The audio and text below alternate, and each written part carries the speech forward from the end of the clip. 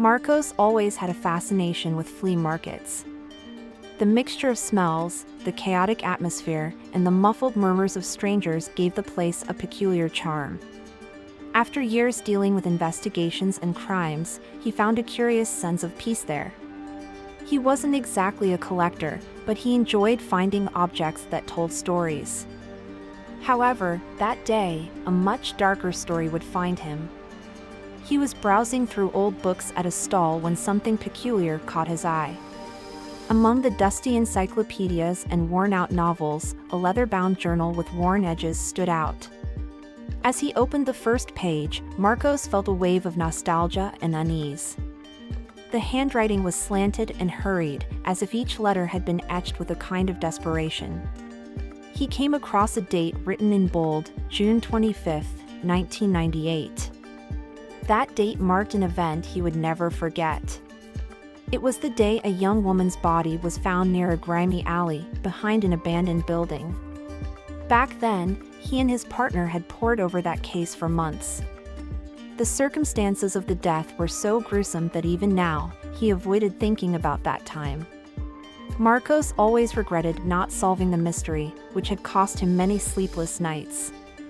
And there, in front of him, was a journal with disturbingly detailed descriptions of that crime scene. Curious, he read the first few lines, where the author described the victim with precision. Her blonde hair looked like golden rings fallen onto her shoulders.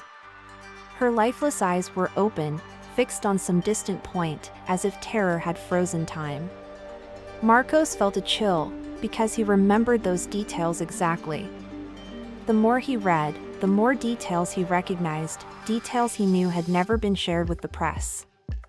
Whoever wrote that journal had information that only the killer could know. Intrigued, Marcos closed the journal and looked around, trying to process what this could mean. He was no longer a detective, he had retired years ago, stepping away from crime scenes. However, he felt compelled to uncover the truth behind that journal. Determined, he paid the vendor and stuffed the journal into his bag, taking it home where he could read it carefully and try to understand what was going on. That night, seated in his office with a cup of coffee beside him, he started flipping through the journal again. With each page, new descriptions of crimes emerged. He realized this wasn't just one or two cases. There were many, spanning decades.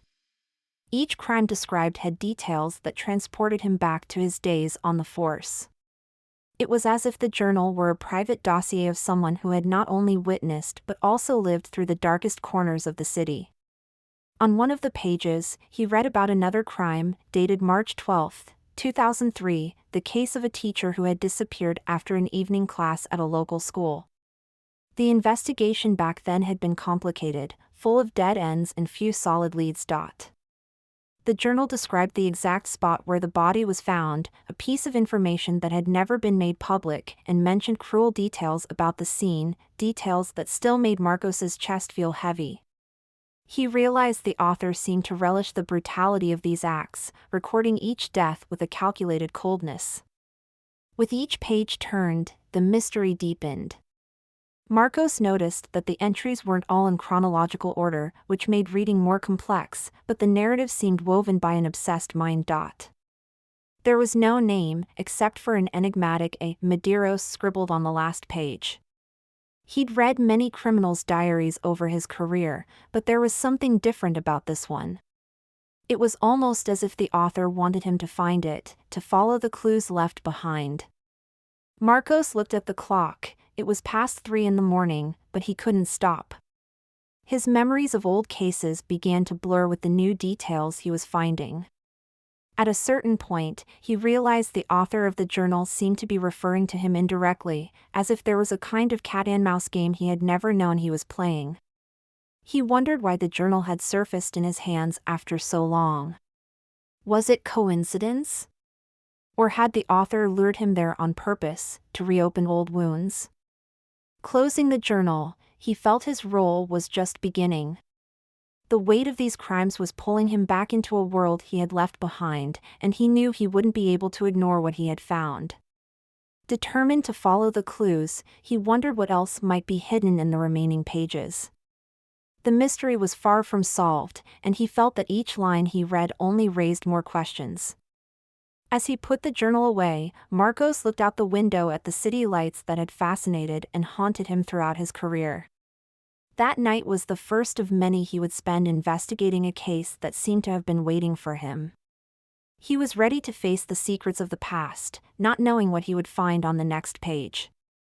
The next morning, the sun was high by the time Marcos finally woke up. The hours he'd spent immersed in the journal had left him with a lingering sense of unease. He dressed quickly and grabbed the journal again, knowing that just reading it wouldn't be enough. That morning, he needed to revisit places and people from a time he tried to leave behind. Arriving at the old police department, he found everything different, both from recent renovations and from the new faces moving through the hallways. There was no longer the familiar exchange of glances and greetings. Now, he was a stranger in this place. Marcos went straight to the archives room, where he'd find the files on the old cases that were consuming him once again. There, he encountered a young officer who seemed hesitant to help him. After a lot of insistence, he managed to access the file on the 1998 case, the one mentioned first in the journal. He opened the dossier and reviewed every detail, but nothing new seemed to emerge beyond what he already knew. Until, while rereading the crime scene description, he noticed that the official version lacked the details described in the journal. It was as if the author of the journal knew what the police didn't. He then requested permission to see other files, but quickly noticed that some were strangely absent. Trying to understand, he approached an old colleague, Jim, who still worked in the department. Jim greeted him with a weary look, like someone carrying the weight of years on the job. They exchanged a few words about the past and what had driven them apart after Marcos retired. During the conversation, he asked Jim about the missing files, but his old colleague just shrugged, dodging the question. Jim seemed uncomfortable, as if there was something he couldn't say. Marcos pressed, but Jim remained evasive, suggesting it might be better to let the past rest. Feeling that something was being hidden, Marcos decided to investigate on his own. He headed to a nearby coffee shop where he used to meet his partners after work. Maybe he could find someone else willing to talk. There, he ran into another old colleague, Paul, who greeted him with a wide smile and, after some small talk, began to open up about the files. Paul revealed that some documents had mysteriously disappeared months ago, but nobody knew how or why. Paul's account made Marcos reflect on how much he could trust anyone from the department now. As they finished their coffee, Paul warned him about a rumor that someone inside the police might have been involved in the crimes. Marcos immediately felt uncomfortable with the suggestion. The idea that a colleague could be behind such brutality made his stomach churn. He said goodbye, carrying with him a new layer of suspicion. Every conversation seemed to bring him closer to a mystery involving both the police and his old partners. Determined to pursue a new line of investigation, Marcos returned home and combed through more pages of the journal, this time looking for specific connections between the crime descriptions and people he knew. He was surprised to find references to places he frequented, bars and streets he used to walk along, as if the author of the journal knew his routines intimately. Marcos felt a chill when he realized that some of the spots mentioned coincided with places where he and his colleagues used to meet. A new entry in the journal caught his attention. This time, the author described the disappearance of a nurse around 15 years ago. Marcos vaguely remembered the case, but something about the description unsettled him. The journal mentioned a scar on the victim's arm, a detail he recalled seeing firsthand but which had never appeared in the files. The precision with which the author described the scar made it seem as if they'd been present at the scene. Marcos felt a surge of anger and frustration. He'd spent his life trying to protect people from violence, and now he felt powerless against a killer who seemed to have been right beside him all along. Acting quickly, he returned to the department and managed to access the medical reports from that case. Reviewing the photos and descriptions, he felt a chill when he saw that everything matched exactly with what was in the journal. Someone knew these details and had recorded them for the sadistic pleasure of reliving each act. Marcos decided he needed to find clues that could connect this information to the possible author. There was something personal in the writing, as if the author knew him well and was daring him to figure out who they were. In the midst of this search, Marcos remembered a time when he and Andre had investigated a similar case. Andre had seemed particularly interested in it, to the point of obsessively taking notes. Now, reading through the journal, he saw annotations that resembled Andre's style, a curious obsession with details and a cold detachment when describing the acts. Marcos began to suspect that Andre might have known more than he ever let on. Returning to the coffee shop, Marcos found an empty table in the corner, where he could watch the movement outside. He flipped through the journal again, looking for anything that could tie Andre to any of the crimes. With each line he read, he felt he was getting closer to understanding the truth, but also closer to danger. The journal was no longer just a disturbing account, it was a weapon, a power play between him and the author, who seemed to know just how deeply he was emotionally involved. Marcos was determined to see it through to the end, even if it meant facing his own demons and the shadow of old friendships. As he finished reading, he noticed the day had turned to evening. The silence of the now empty cafe weighed on him, and he felt the presence of something dark and familiar hanging in the air. He knew that, from here on out, there would be no turning back. Each clue led him deeper into a labyrinth of memories and revelations, and he was determined to follow it to the end. With the journal firmly in hand, he left, determined to confront Andre. Marcos arrived home that evening with his mind racing. The mystery surrounding the journal was beginning to take on a sinister shape, and the possibility that Andre might be involved weighed on him like a shadow. As much as he didn't want to believe it, the clues were undeniable. Rereading the pages once more, he decided he needed to face the risks and follow these new leads.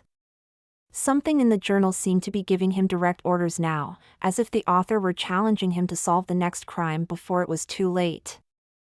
Back with the journal, Marcos found a new entry describing a specific location, a park he used to frequent years ago. The entry hinted that something was going to happen there soon. It was a direct message, a provocation, making him believe that the next crime could take place there at any moment. He felt a chill as he realized how eerily precise the description was, mentioning a specific bench and even the position of a nearby statue. Marcos knew he couldn't waste time. He put on his coat, grabbed the journal, and headed out to check the park. When he arrived, he noticed an oppressive silence, a silence that seemed to hide something. He walked slowly, trying to stay calm, but his mind was alert to every detail around him. He approached the bench described in the journal, watching it as if expecting to find some sign or clue of what was about to happen. Everything seemed peaceful, but the park's mystery was unsettling. After a few minutes, something on the ground by the bench caught his attention. It was a crumpled piece of paper, almost unnoticeable among the fallen leaves. He picked it up, and as he unfolded it, he saw a rough sketch of a figure, someone standing near the bench, with a mark around their neck. The image seemed to foretell a crime scene. Marcos froze for a moment, his heart racing. It was as if the author of the journal knew he would come here and had left intentional clues to taunt him. Feeling manipulated, he slipped the paper into his pocket and continued walking through the park. The night was cold, and he felt that every step was taking him deeper into a dark game. He stopped in front of the statue mentioned in the journal and looked around. No one was in sight, but he could feel a presence, as if he were being watched. The cold wind cut through the air, and Marcos couldn't shake the feeling that someone was hiding in the shadows, waiting for the right moment to strike. As he analyzed the scene, a memory surfaced, the day he investigated a case in the same park. It had been a brutal crime scene, with scars that stayed with him. He couldn't help but feel a sense of déjà vu. With his eyes fixed on the statue, he imagined what might have happened if he had arrived earlier. The possibility that the author of the journal was leading him to something more terrifying made him uneasy. His mind raced, piecing together events and reliving scenes he tried hard to forget.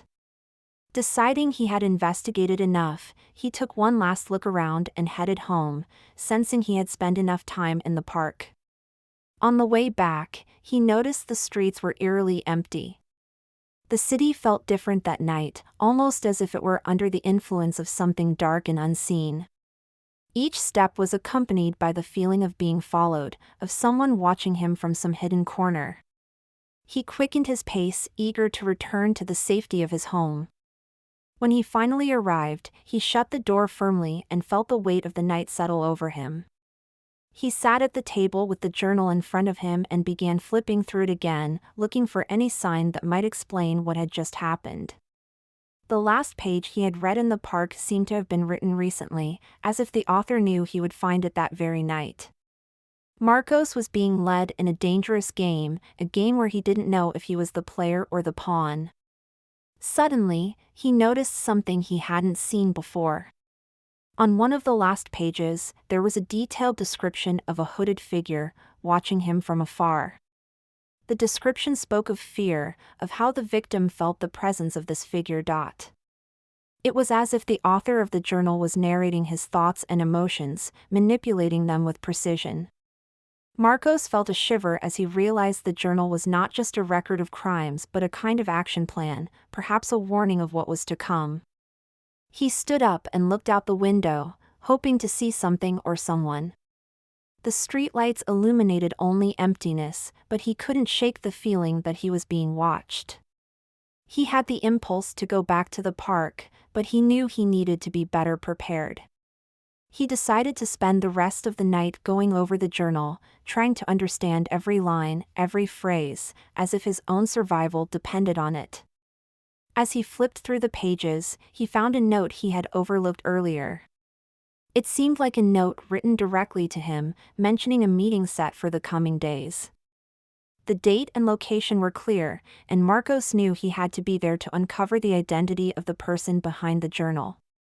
However, he also knew he couldn't trust anyone, especially someone who knew his every move and seemed determined to manipulate his every action. Finally, with heavy eyes, he closed the journal and decided he needed rest. But sleep did not come easily that night. The park, the hooded figure, the sketch on the paper, everything seemed to swirl in his mind, creating a web of questions with no answers. Marcos knew he was at the center of a dark game, and that each step brought him closer to the final showdown. One thing was certain, the upcoming meeting would not just be about finding answers, but about facing someone who was determined to keep him trapped in a past he had tried so hard to leave behind. Dawn came before Marcos could close his eyes. He felt the weight of the previous night, but he knew he couldn't stop. The pages of the journal continued to echo in his mind, bringing back a familiar unease he knew all too well. The pieces were starting to fall into place, and the picture that was emerging wasn't pretty. He had to face the truth: someone close to him, someone he trusted, was behind it all. With the journal in hand, Marcos began piecing together the details that would lead him to the next step. He reread the entries, searching for clues that confirmed his suspicions about Andre.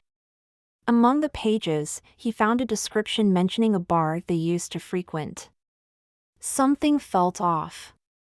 The way events were narrated revealed a familiarity that only someone intimately involved could have. As the descriptions grew more personal, Marcos realized the author of the journal knew his routines, his habits, and, most disturbingly, his fears. The journal described the detective as a piece to be manipulated, almost as if he were part of a game. One line, in particular, caught his attention: he thinks he's in control, but with every page he reads, the deeper he loses himself. Marcos wondered how much of this was true. Had he always been a puppet, merely following clues intentionally left for him? Determined to confront Andre, he left his home and drove to the bar.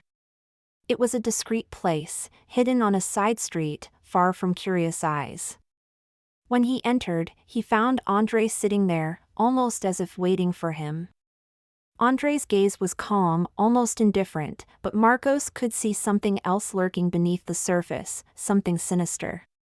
Marcos tried to keep his composure as he approached the table.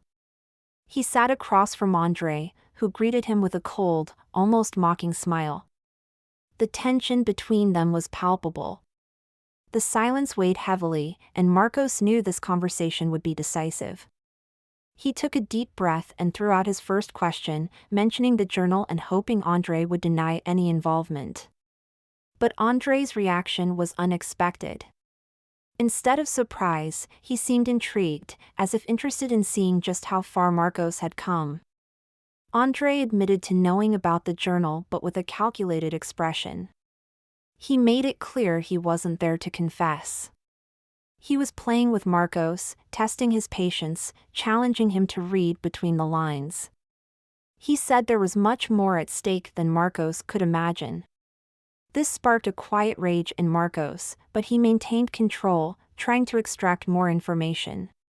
Andre seemed to enjoy Marcos's discomfort, speaking in vague tones and leaving just enough hints to keep him in the dark. When Andre finally mentioned that someone else was involved, someone pulling both their strings, Marcos felt a knot form in his stomach. Andre's words confirmed his worst fears. There was a larger conspiracy at play, a third player lurking in the shadows, directing both of their moves like pieces on a chessboard. Andre stood up, leaving a final remark hanging in the air: "If you want to find the truth, you'll have to get your hands dirty again." And he walked away, leaving Marcos alone with a whirlwind of questions and a sinking certainty that he was only at the beginning. Marcos knew he couldn't trust Andre, but he also knew he had to press on. Going back wasn't an option. He mentally revisited all the cases mentioned in the journal, trying to identify the hidden pattern Andre had hinted at. He needed to understand who this third player was and why he was at the center of this deadly game. Back in his car, he reread the journal, this time with a new perspective. He knew Andre's words contained half-truths mixed with lies, clues intertwined with deceptions. He needed something concrete, something that would link him to the true author of the journal. Marcos was seized by a cold, implacable determination. He decided to revisit the crime scenes, now with renewed suspicion, searching for signs that Andre or someone close had been there all along. The first stop was the 2003 crime scene, the teacher's disappearance. As he relived the scene, he felt the pieces fall into place. There was a connection between Andre and the victim that he had never noticed before. Andre had once mentioned that he knew one of the witnesses, but Marcos had never given it much thought. Now, that memory shed new light on the case. What if Andre had been there, not just as an observer but as an active participant? As he walked around the area, he found traces he had missed back then, footprints suggesting that someone had been there well before he arrived. He felt as if the truth was close, but just out of reach. In a last act of desperation, he returned home and locked himself in with the journal, convinced there were still secrets hidden within its pages. The game was far from over, but now he knew he was being manipulated more deeply than he had ever imagined.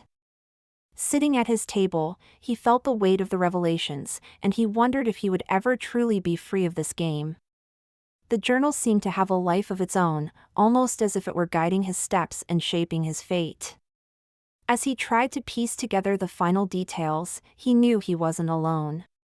The author of the journal, whoever they were, was still out there, watching his every move and waiting for the perfect moment to fully reveal themselves. Marcos knew time was running out. Andre's revelations had left him with more questions than answers, but also a renewed determination. He was ready to see this through to the end and uncover the truth, no matter the cost.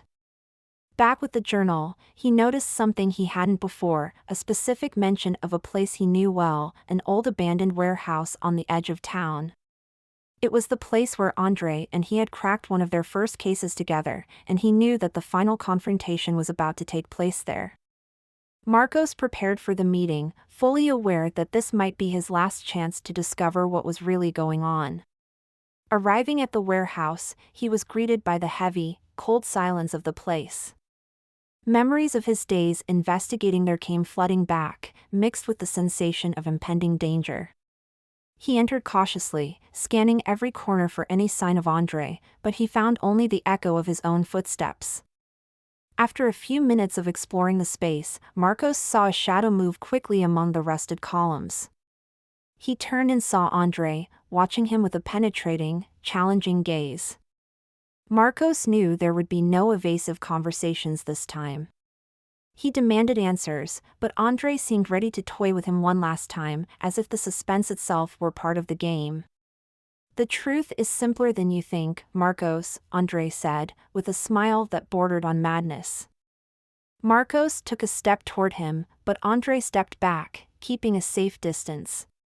"You were always good at following clues, but you never understood the full game," Andre continued, pacing back and forth like a predator savoring the fear of its prey. "Each crime, each detail, everything was calculated for you to find. And yet, you never realized the truth was right under your nose." Marcos felt his anger rise, demanding that Andre explain what he meant. Then Andre revealed what Marcos feared: the journal was a record of crimes they had both investigated, but with an added twist.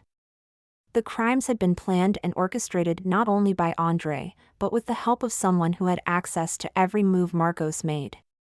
Someone who knew his routines, his investigations, and even his thoughts. The third player, as Andre had hinted, was closer than Marcos had ever imagined. Marcos began to see the whole picture. He remembered times when he felt he was being followed, of clues that appeared unexpectedly, and realized he hadn't just been manipulated, he had been used as a pawn in a much larger game.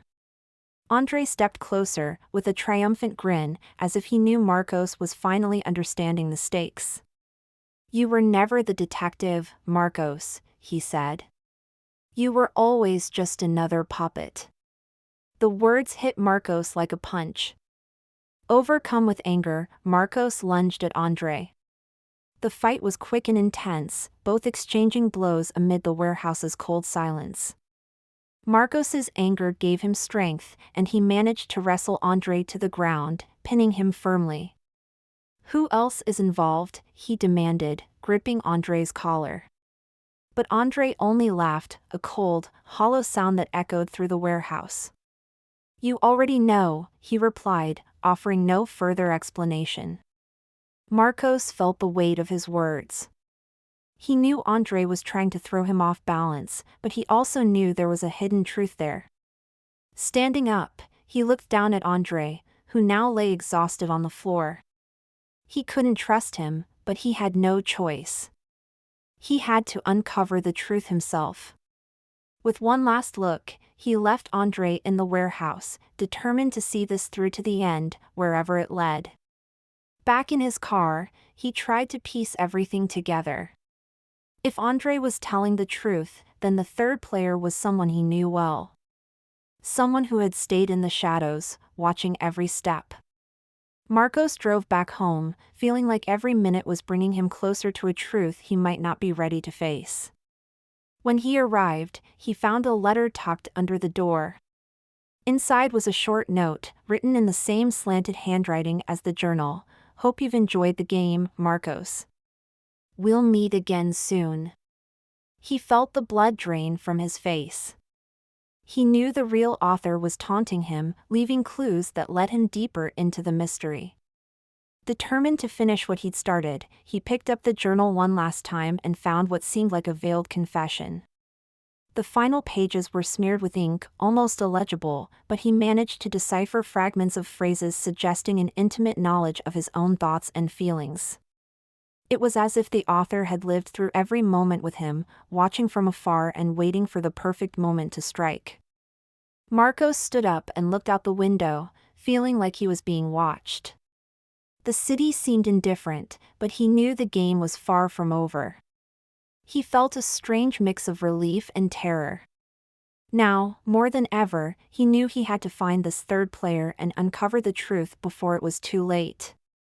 With the journal in hand, he knew he was about to face the biggest challenge of his life, and nothing would stop him. Marcos spent the night combing through every detail, every clue the journal had given him so far. The latest message left under his door confirmed what he already suspected: the true author of the journal was watching his every move and manipulating his actions. The confrontation with Andre had made it clear that he was never alone in this game, but it also revealed something deeper. Someone in the shadows seemed to know Marcos better than he knew himself. As he flipped through the journal once more, he noticed that certain pages were worn, as if they'd been used recently. This only reinforced the idea that the journal wasn't just a record but an active communication tool, almost as if the author had been updating it all along. On one of the last pages, Marcos found something that made him pause: the description of a meeting set for that very night, at the warehouse where he'd confronted Andre. The tone was challenging, as if the author wanted to lure him back for one final showdown. Determined to end this once and for all, he grabbed the journal and left. On the way to the warehouse, he felt a growing tension. The streets were silent, and the city seemed wrapped in an eerie stillness, as if anticipating what was about to unfold. Marcos arrived cautiously, keeping to the shadows as he scanned every corner, looking for any movement. He knew the author could be waiting, perhaps even ready to attack. As he entered the warehouse, the atmosphere was almost oppressive. Shadows cloaked the room, and he could barely see in front of him. He moved forward carefully, feeling the chill of the night grow stronger. Then he saw it, a hooded figure in the back of the warehouse, watching him silently. Marcos approached slowly, trying to identify the face hidden in the shadows. The figure didn't move, but the tension in the air was thick. "At last, you came," said the figure in a low, rough voice that seemed to echo through the metal walls. Marcos stopped, trying to control the nervousness that gripped him. He demanded to know who was behind it all, but the figure just laughed, a sound that resonated around the warehouse. Then, without warning, the figure removed the hood, revealing a face Marcos had never expected to see. It was someone he knew, someone who had always been there, but whom he had never suspected. The revelation shook him. This person had been beside him through so many moments, listening to every worry and knowing every detail of his life. He felt the sting of betrayal and realized that this game had been in the making for a long time. "You always wanted to solve mysteries, Marcos," the person said, with a cynical smile. "And I gave you the greatest one." Marcos was stunned, trying to process the extent of the manipulation he had suffered. The figure went on to describe how each crime had been meticulously planned to involve Marcos personally, as if his life had been a chessboard where he was just a piece. Feeling anger boiling inside, Marcos lunged forward, determined to put an end to the madness. They struggled intensely, a clash of strength and wills. He managed to overpower the figure and, for the first time, felt like he was close to grasping the truth. But in the midst of their struggle, the figure slipped away, disappearing into the warehouse's shadows like a ghost evaporating into thin air. Marcos was left alone, breathing heavily, trying to process what had just happened. He knew that person was still out there and that the full truth had eluded him once again. But he also knew that somehow, the game had changed. He was no longer a mere pawn; now, he was an active player, aware of the rules and the traps. On his way back home, he tried to organize his thoughts, pondering what lay ahead. He knew this wasn't the end, but rather a new beginning. The journal now seemed more like a piece of a larger puzzle, a mystery unfolding in layers that went deeper than he could have imagined. When he arrived home, he found another message, this time left in his car. In it, the author promised a reunion soon, when you're ready to learn the rest of the truth. Marcos knew there was still much to uncover, but he felt more prepared than ever. He was determined to follow the clues to the very end, to unravel every detail, no matter what it cost him. The mystery had consumed him, but now he was in control.